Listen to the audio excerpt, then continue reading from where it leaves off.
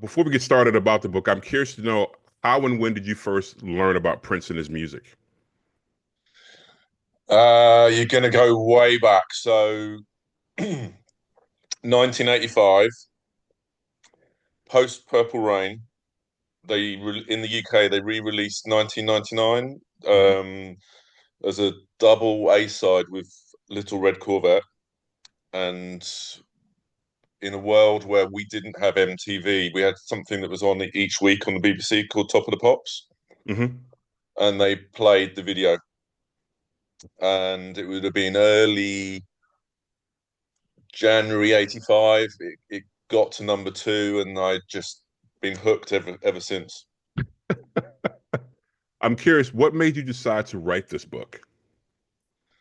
Um, I've been playing around. I lost my job in the summer of 23, and to keep myself busy whilst I was going through the hell that is job hunting Yeah.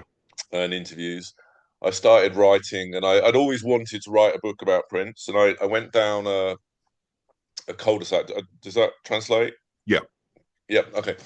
Uh, on one idea, and I was. It wasn't just about Prince. It was about comparing Prince with some other people of his stature, and I found that it was easy to write about Prince, but I didn't have the motivation to write about the other people, Right. and partly because I didn't really care about them, and partly because I didn't know enough about them. And I just found that I got stuck. It wasn't writer's block. I just didn't have it in me. And I met up with some old uni pals, and I was talking about this with them. And I was talking about other ideas that I had. And one of them I mentioned was writing about Prince's B sides. And she said, "Oh, I love that. Really like that. Would be really interesting." And then I thought, right, if she responds like that, then there's something there. So it kind of went from there, basically. It's interesting because when I first heard about this book, I'm like, after all the hundreds and hundreds and hundreds of books that have been written about Prince, nothing like this exists out there. And I was like, this is a pretty damn good idea. Well, I used to collect Prince vinyl and associated artist vinyl. Then I went collected CDs, and then I got it all digitally. So I got rid of most of my vinyl and my CDs. But the thing I kept hold of was Prince books and magazines that he'd been in. So there are some good books out there. Oh, There yeah. really are. I think the old Uptown ones, Pier Nilsson, or more modern ones by a guy called Jason Draper. There's some really good ones, but since Prince's passing, there's been a whole load of stuff that's just been Yeah. shoved out there, and Yeah. so it's a bit more. I still collect it myself, but I realise it's a lot more hit and miss. So yeah, it's. It needed to be something that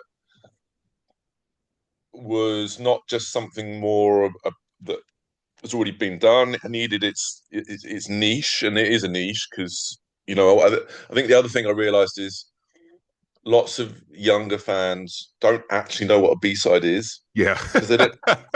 So there was a little bit of a history element to it of actually, when you see in Facebook groups, it's like, well, what was Prince's favorite B-side? And I know the hits, the B-sides doesn't necessarily help because it will say something like, um, "The Power Fantastic" is a B-side. Well, it just got put on that Hmm. CD. It wasn't ever a B-side. Hmm.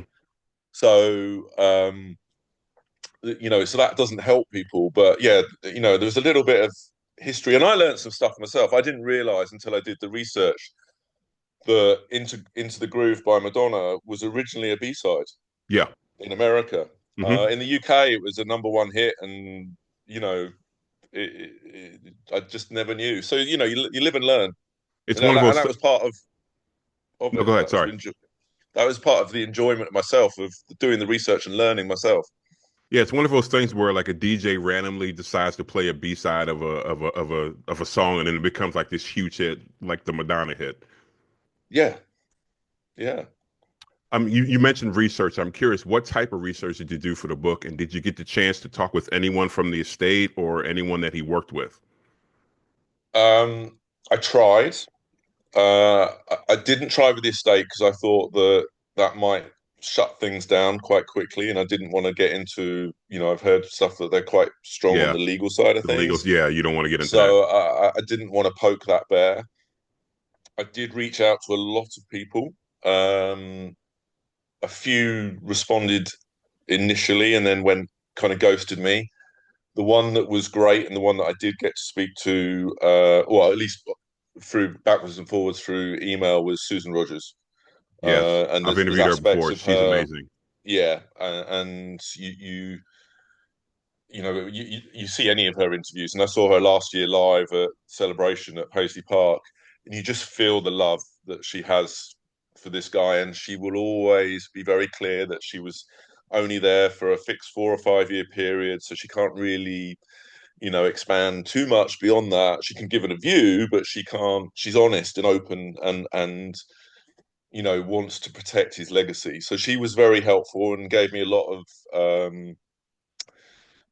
There's a large chapter on Shockadelica, and that's largely due to her because she gave me the insight that actually what went on in the studio and how that Camille character came around and what was happening between Prince and Jesse Johnson at the time, when Shockadelica was going to be, well, what did end up being Jesse Johnson's album, but also ended up being a B-side for Prince earlier. You So, meant, I'm sorry, go ahead. so yeah, so she was the one that was helpful. As I say, there was a few others that did respond, but then they kind of, once they knew what it was about, they said, "Well, I'm not really the best person to be able to help you on that," or some just never came back to me. So it's fine. You mentioned you learned like an interesting fact about the Madonna being an actual B-side. Was there any other thing Yes. that you learned, like writing this book about Prince's music or the B-sides, that you were like, "Whoa, that's interesting"? Yes, definitely in terms of Shockadelica Hmm. and Camille. Um, I don't want to sound arrogant, but there was a lot I knew. I just needed to put it down, and Yeah, so I yeah, do. So that, yes, I wouldn't have been able to write the book if I didn't have a base foundation. exactly. Um, I went back quite a lot, and this is where Billboard's quite helpful, into the articles at the time when Purple Rain was coming out. And I tried to find something that compared to, and there was the scale of Purple Rain multimedia experience. And I went backwards and forwards quite a lot. And the one that kind of came closest to it is obviously more recent times with Taylor Swift. Hmm. Um, just to be able to give people a perspective of how big Purple Rain was 40 years ago, and to try and make that relevant to how big something is today. So that was when I was getting down into the weeds of how big Purple Rain was and how much each of the singles had sold, and so on. Then yeah, no, I either relearned or learned some new stuff then for sure. For me, when I was collecting my music, when the new Prince single came out, not only was I excited about the new single, but I was just as excited about what the B-side was going to be. Um, 100%, would you agree with because that? yeah, 100%, and because often you'd have heard the single on the radio, so you kind of already knew you liked it or you didn't. Normally, I did. Um, but what was new and what you didn't know, and what the mystery and the surprise was going to be what the B side was. Yep, yep, So, absolutely. if it ended up being an album track or something you'd already had before, that was a disappointment. It was all right if it was a live version or maybe an extended version. That was okay, but nothing beats a new B side from Prince. For many years, and correct me if I'm wrong, and I'll get your thoughts on this. Many people thought the B-side was kind of a throwaway track for a lot of Yeah. artists. Do you think Prince changed the importance of the B-side? Uh, yes, but not only him. Right. I think he certainly contributed to it. And as I said with the book title, I kind of would personally, in my humble opinion, would say he um, did the most for it or had the biggest range of great B-sides. There are other artists that have a lot of good B-sides, and whether it's The Cure or Duran Duran or more, well, I say more modern, I was going to say Oasis, but it is more modern than from for the 90s perspective, whilst they were still being produced as B-sides. Um, I think where Prince stands out is because he was such a workaholic and because his breadth of different songs and songwriting genres that he could do, Yeah. and the quality of him as a musician and a songwriter, he could really stretch out and I think one of the key things I go into in the book is that B-sides allow you to either be just make up the royalties and be lazy and just put an album track or an instrumental of a single on. That's easy. That's lazy. Prince kept adding value, and Hmm. that's where he really did excel because some of the tracks, could have been another artist's best ever single. Hmm.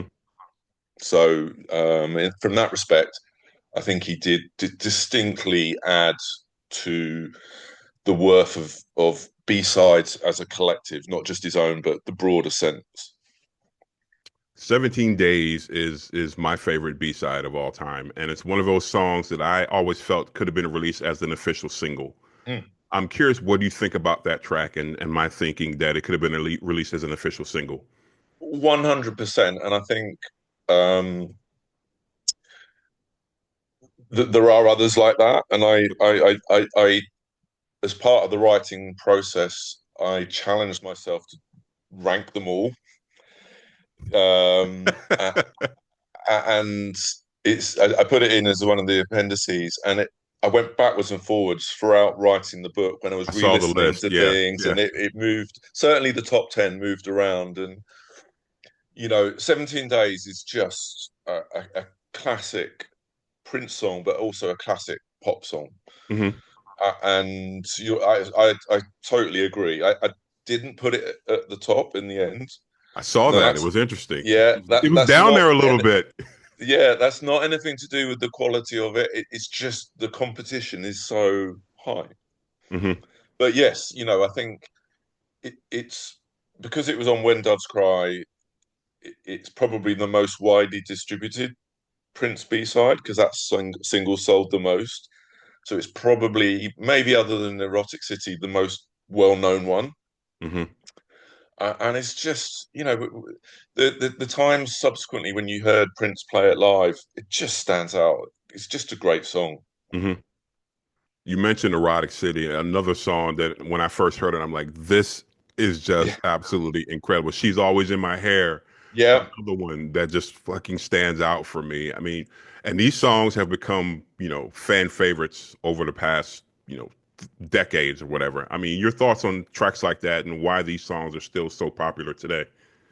Um, I think they're popular with the Prince followers or fans, as he would say, or even your casual fans, because they're simply great songs. I Hmm. mean, if it's Erotic City, it's more than just because it has a swear word. It's just as funky as anything.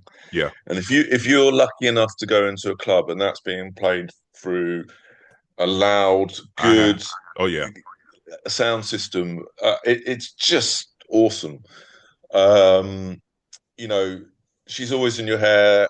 I love subsequently finding out that it was about Jill Jones, and then what she subsequently said about it, and actually she didn't like it, and she was mad that he wrote it in that way, and it's all about the woman getting to choose who you marry, not you, and stuff like that. But when he would play it live, oh my goodness, the guitar on that is just, and they're completely different. You got something that's so funky, but you got something that's got such a powerful guitar chords. That's what I say. The added value that he gave to B-sides, they were, it's always just gifts that kept on giving. Um, There's another track that kind of stand. I could go through all the tracks you talk about in yeah, the book, but yeah, I don't yeah, want to do that because we'll be here forever. But there's another one that stands out for me because my mom at the time really didn't listen to Prince. She knew about Prince and knew my right. obsession with Prince. But once I played the God B side for her, it totally changed her outlook about Prince. I mean, she still was a little iffy about some of the stuff he sang about at the time, but the God track really, really stood out for her. Your thoughts on that track? Yeah, look, it's not necessarily one that you would choose to play on a regular basis. It's more a discerning moment, perhaps. Hmm. Um, but when you do listen to either version of it, Hmm. either the singing or the non-singing version, it's if it's a reflective moment, or just a quieter moment, then you can really appreciate a song like that. And again, it's what you can do on a B-side where it's never going to necessarily get the radio play that you will want from a commercial single, and it might not necessarily fit within an album concept if the album has a concept. But so a B-side is a perfect place for a song like that. But it means it has an outlet. It has Hmm. a way of living on and being out there, and people being able to appreciate another dynamic or aspect of his artistry. Hmm. You mentioned this earlier. Today's young music listeners truly missed out on what we got to do going into, physical stores, flipping through Yeah, CDs. They missed singles, CD singles, CD maxi singles. The maxi singles sometimes offered remixes and unreleased tracks on those. Your thoughts on those forms of media and how the kids today miss out on something like that? it was like going into a kind of Aladdin's cave. If you got to a big record store, say in London or Oxford Street back in the day when there was a Virgin or an HMV, or if it was a second-hand one, perhaps even better because you never really knew what you might find. And even if it was a record fair as well, that whilst it might be more highly priced, again, it was that never quite knowing and the excitement of finding something. And yeah, my two children, Josh and Sarah, 27 and 24, just don't get it. So there is something. It's not that they're not into music. So whether I'd call it music is a different question, but what they're into, they like. But there's a mystery to flipping over or something to a B-side, or um, and arguably you could say that the CD maxi singles probably took it even to a greater extent because and again, this is where Prince excelled because he would keep adding value. He'd fill up that space. So if you look at the Cream maxi single, although that's mainly mixes, Hmm. or the New Power Generation stuff on New Power Generation, it's great. There's just, or Get It Off.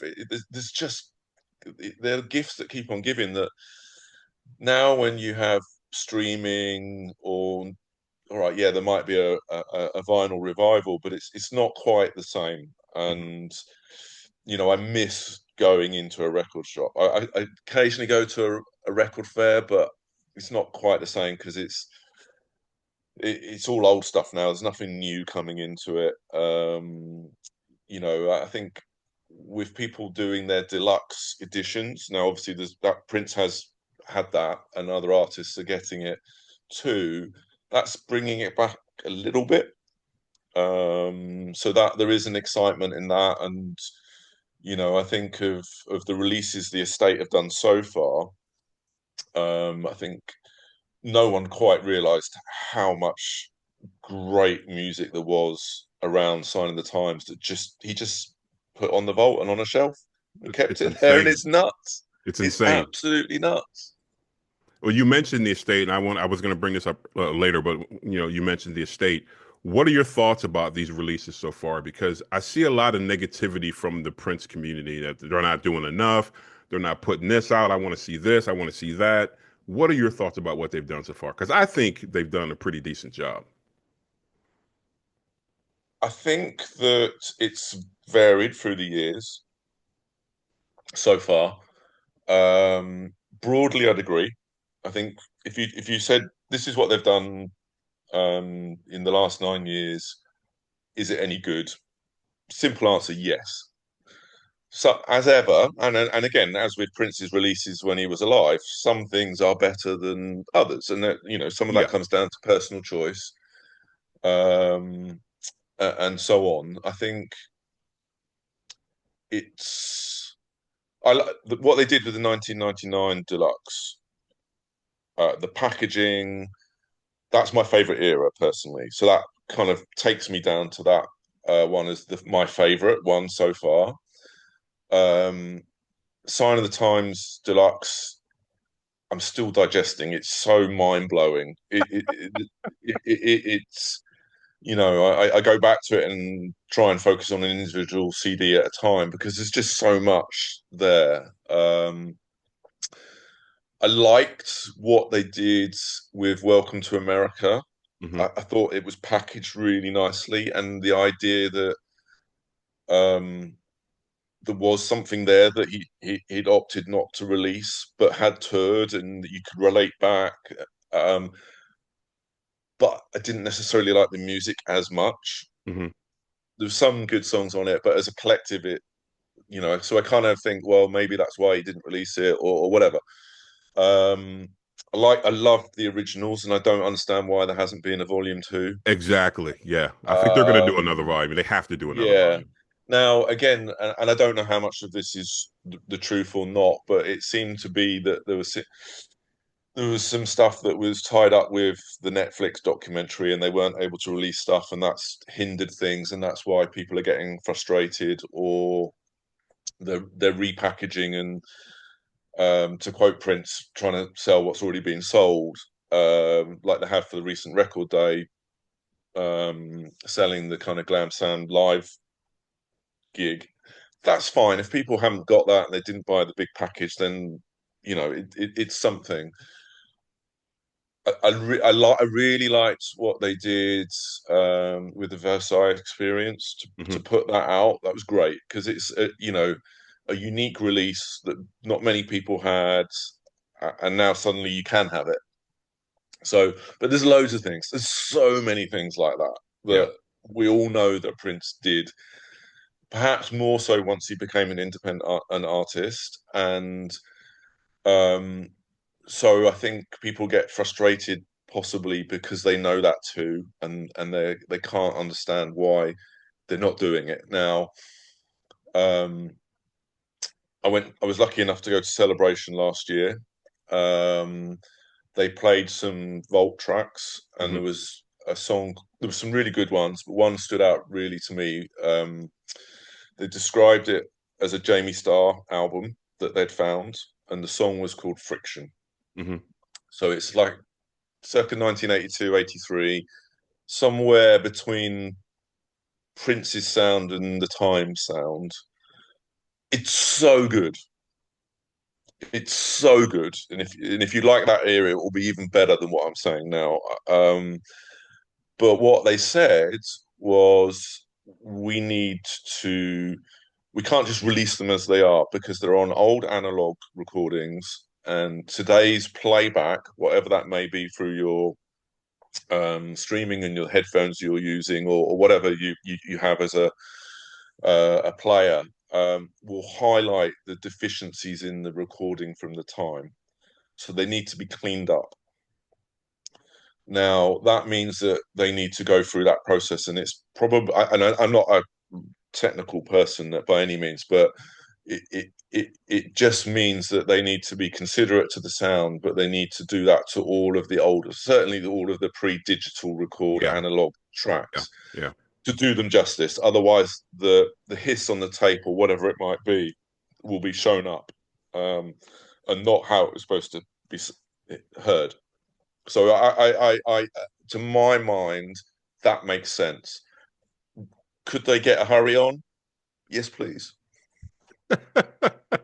You mentioned Sign of the Times. It's interesting. I had a friend come over to the house one day. I was working on his computer or something, and he happened to see the Prince Sign of the Times box set sitting there, and he picks it up. And he's like, and again, he's not a big Prince fan. He's more Right. into like Oasis and stuff like that. He's like, "Oh, this is greatest hits set," and I'm like, "No, that's just one of his albums." He's like, Yeah. "What?" He's like, "How Yeah. many unreleased songs are?" I said, "Dude, that's just the tip of the iceberg for that period of time." And he Yeah. just could not believe there was so much music from one era on one album. He was just freaked out about it. Exactly. And and as I said to you earlier, some of them we didn't even know about as big Nope. fans.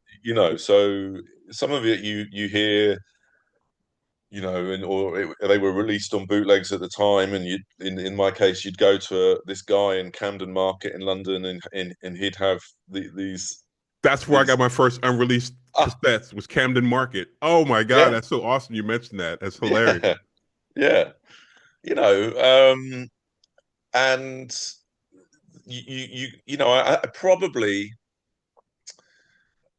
circa late 87, 88. I can't remember exactly when the bootleg came out, but when you realize that the Black Album had been shelved and actually the Camille tracks had also that had been going to be an album had been shelved, it was the first kind of inkling that you had that actually there's a whole load of other stuff out there that he's not releasing and he's just holding on to. And that opened up my eyes big time.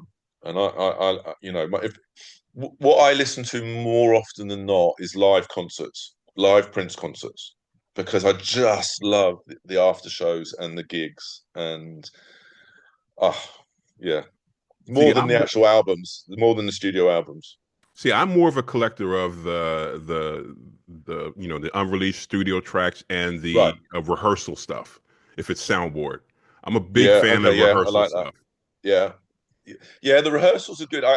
They're not as so. If I'm driving, that's when I like to put something in, or if I'm commuting into London. But the rehearsals, because they're talking and you get an element of the characters and the personalities of the band, and certainly Prince's, it gives you a whole other dynamic of him as a band leader and so on.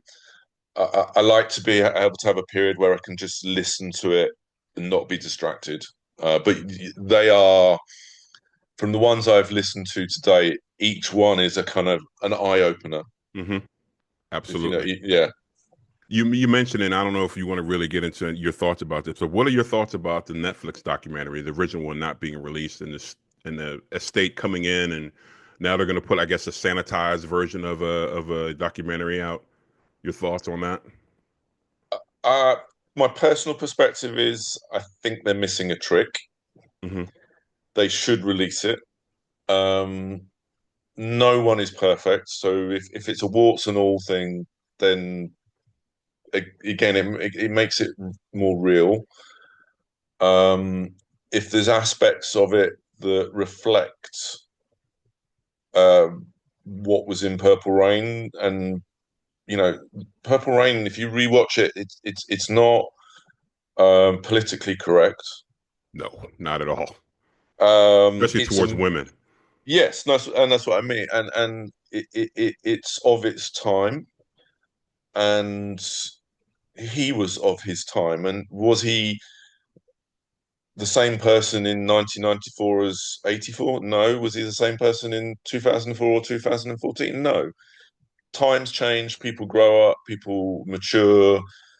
Um, so you have to, you can't look it back with today's eyes on what happened in whatever period. It just life doesn't work like that. Yeah, yeah. So to show the real artist, and we all know he recorded a lot of stuff. So if it exists, um, why would you sit on it? Because I think it would actually, certainly when you put it onto something like Netflix, where it will take it to a wider audience than just the loyal followers. it will open eyes to how great he was, Hmm. how awesome he was. Um, are there aspects of that that you know were not the nicest, or he was, whatever it may be, and I don't know.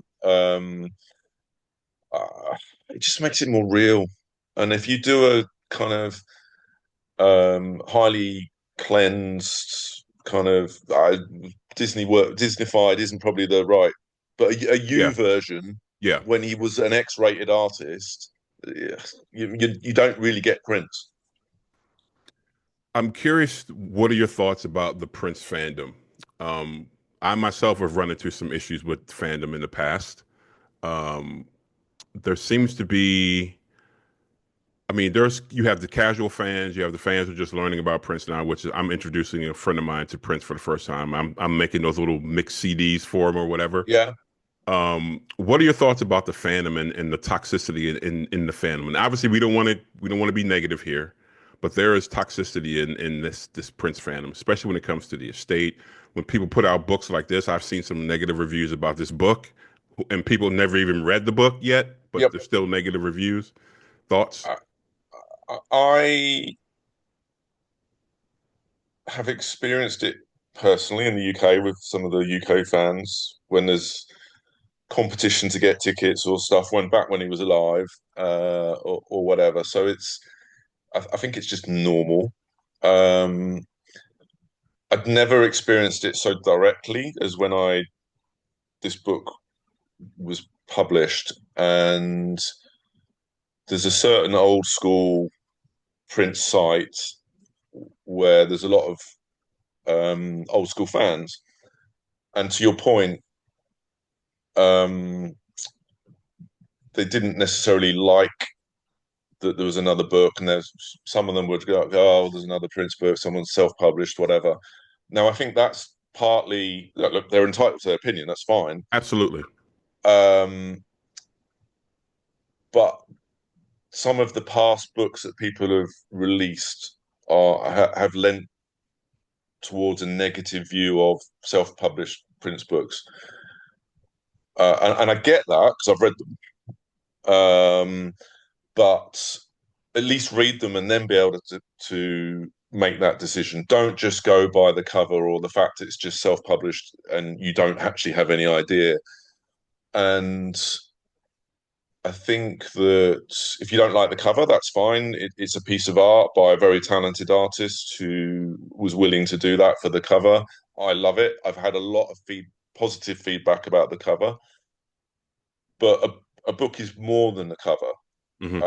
So don't just critique a book based on its cover. One of the key things that I wanted to make sure I did with my book was make it up to date and make it completely, as much as I possibly could, factual and Yeah, correct. yeah. And I put a lot of effort into that and cross-reference things to make sure it was, because I get annoyed when I read something and it's not correct. Hmm. So I wanted it to be up to date, and I wanted it to, reflect back on Prince's distribution, post B-sides as well, but also make sure as much as it possibly can be is accurate. Um, I'm not a musician. I am a fan writing this book. So again, it is people need to understand it's coming from that. But the people who were negative about it, when I questioned them, and because I had a conversation with them, because you could on that site, um, when they came back with stuff, it was quite clear they hadn't read it. Yeah. Um, so I DM'd them and I said, "Look, I can tell you've not read this. Let me send you a comp copy, and then you can comment however you want, but please just don't make stuff up because it's I don't find that okay, and I will call you out on it. But I'll send you a free copy." Three people, after that, I never said a thing again. Hmm. So haters are going to hate. Um, People who are big fans of Prince that are on some of the old sites can write their own books. They know enough, so do it. Yeah. Yeah.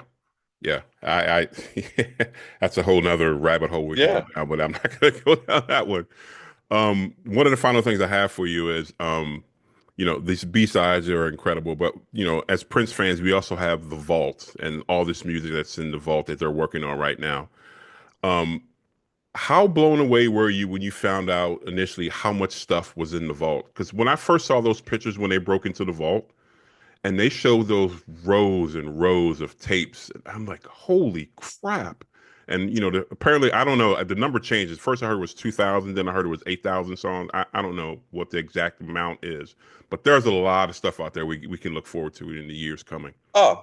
Big time, and all of the live recordings, and Mhm. so it's that's why I think the fan base gets frustrated because they know that, and everyone's chomping at the bit for something new. When I was growing up, I was a Liverpool fan, and I my dream job was to do something with Liverpool so I could know the players and see the matches and so on. Because I quite quickly realised I wasn't ever going to be a football player.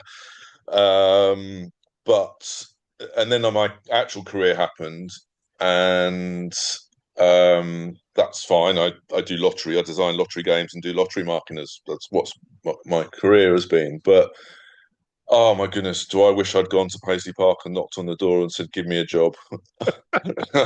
Same here, man. Yeah. So I look, it can only bode well. I think the one caveat I have is that, and I understand why they do it, but the releases of so far have generally focused on the big albums Hmm. and the biggest sellers, and they're doing it for the commercial. I don't think they will grow his fan base um, unless they start uh, doing different things. Hmm. So to keep his legacy, it's fine. You can do some really good stuff through record store day releases, limited ones. If you want to release, I don't know, let's pick a smaller album like they missed a trick, I think, when they did the stuff around controversy, not doing a digital remaster and putting some of the you know extra tracks out at the time. But they have done some really good stuff, So Purple Rain live, you suddenly hear that in a digital quality. It's just such an awesome concert at the Syracuse. So, um, but it's just still the biggest concert tour. So where's some of the Love Sexy gigs or the Sign of the Times gigs or the Gold Experience tour, which I don't know if that was in America or not, but um, certainly did it in Europe. But he was angry because he was fighting against Warner Brothers at the time, and Hmm. some of the guitar playing at that era, or the Third Eye Girl. Some of the Third Eye Girl gigs are just so good.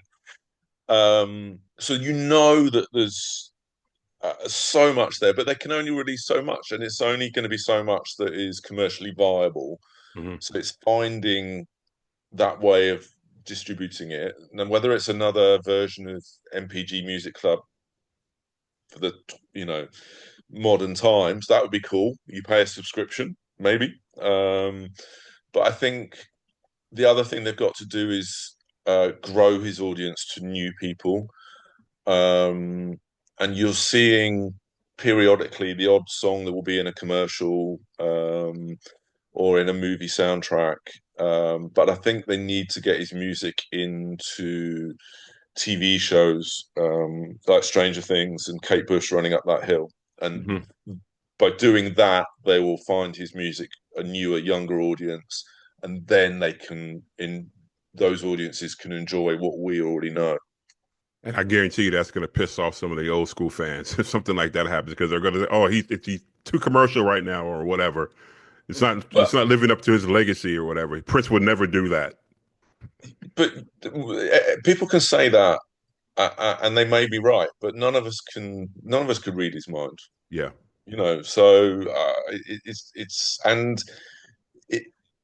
This is where the argument around a will comes in: is if he was really that concerned about what happened to his musical legacy, he should have written a will. there you go. There you go. Don't get me wrong. I'd rather he was still here, Yeah, oh yeah, absolutely. but I get what you're saying. yeah, But you mentioned my favorite album of all time. It's interesting. Someone was talking to me the other day, and they're like, "How can you just have one favorite and it not change?" Because for me, it's never changed. The moment I heard Controversy, that is my right. favorite album. That's my favorite single, and that's my favorite video he's ever done. Okay, okay. And it's not. It's never changed, and it never will change. So I guess I'm like that with 1999. Hmm. So I was at school. I listened to it over and over on my Walkman. It was not. It was a copy from that I'd got from someone else on a cassette. So it wasn't. Hadn't even purchased it because I didn't have any money at that stage. Only later did I buy it myself. And yeah, I think it's what gets you first. You might like and love all the or a lot of the other stuff that comes along later, but it's still that first. Well, it's that first love. And that's my favorite period of his music. I mean, I've Yeah. appreciated all his different periods of music, but from the first album, For You to 1999 is my favorite period of his music for me. Mine is if I'm being really specific, it's 82 to 83. Okay. If I want to be a little bit more broader than that, it'll be 82 to 87. Okay. Um, and then probably I'll give a very honorable mention to the Exodus album, Oh, interesting. because it's recorded in anger without the pressure of being a Prince album and without probably the pressure of commercial sales. Hmm. And it's just different from everything else. And there's some good songs on it, and there's some wacky humor, and it's there's some experimental stuff and stuff you don't really need to listen to that often, or you might skip. But as an overall thing that's just interesting and different, then that's cool. But I was lucky enough to go to, and this is the different aspects. Or Martin Holman, have you seen his Many Faces of Prince Hmm. artwork? Yeah. And that captures Prince so fantastically, because he did have so many facets and faces of what he was. So, you know, 2007, 21 Nights in London. It's another regret. I went to six. I should have gone to all 21. Um, but it was commercial Prince. He was playing to mainstream. It would vary from night to night, but it was just awesome. You fast forward to 2011 in the U. This is a UK based. He did the one and only UK festival we did, which was Hop Farm. Hmm. I didn't like it. I'm not a big fan of festivals, but I didn't like it at the time. When I've heard it back since, I prefer it a bit more. But then you fast forward to 2014, and he's doing the guerrilla gigs in hit and run guerrilla Yeah. gigs in London. Oh my goodness, refreshed, so much better than anyone else out there at the time. And he's doing it for £10. First come, first serve into these small venues. And my mate Rob, who I go to most of my Prince gigs with, or did, um, he was able to get off and go to pretty much all of them. And he's the guy who runs the Purple Stream, if you've seen that. Yes.